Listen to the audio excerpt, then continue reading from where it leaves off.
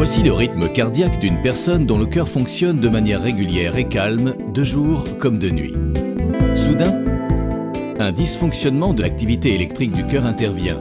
Le rythme cardiaque devient anormal. Au bout de 10 à 15 secondes, vous perdez alors connaissance. Votre respiration est irrégulière. Le cœur se met brutalement à battre vite au point de trembler, au lieu d'alimenter en sang et en oxygène le corps et le cerveau. La course contre la montre commence. Vous avez perdu connaissance depuis seulement 1 minute et déjà les premières cellules de votre cerveau sont détruites.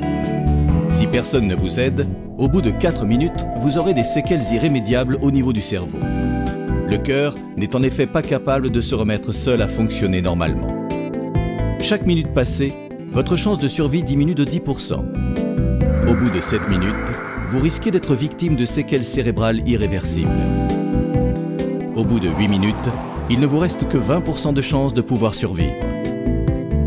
Au bout de 9 minutes, il n'y a plus d'espoir de vous ramener à la vie. Après 10 minutes, vous êtes mort.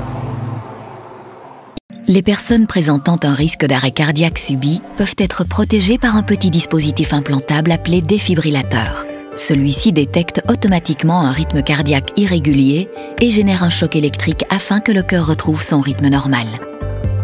Un DAI transveineux est relié aux parois internes du cœur par le biais de 1 à 3 sondes. Ces sondes sont acheminées par une veine jusqu'au cœur en passant par la valve cardiaque.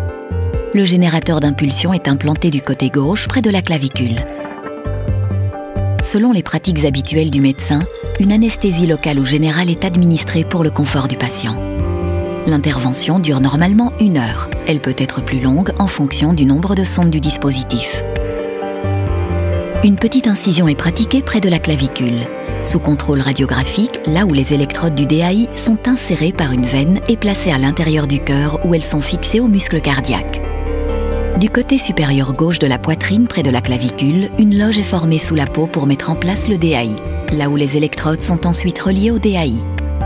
Une fois le dispositif implanté, la plupart des médecins le testent et ajustent ses paramètres afin d'optimiser son fonctionnement pour le cœur du patient.